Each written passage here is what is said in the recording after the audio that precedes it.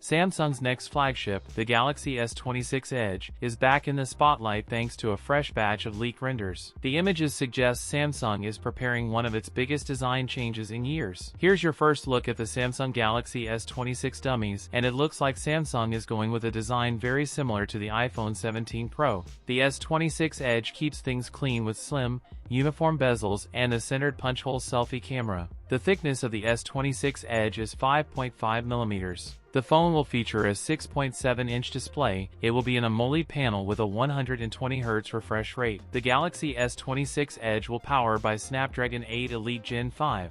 It will get up to 12GB of RAM and 512GB of storage. The Galaxy S26 Edge is also expected to arrive with an upgraded 50-megapixel ultra-wide camera. Samsung has reportedly found a way to increase battery capacity over the current Edge, going from 3,900 mAh to 4,200 mAh.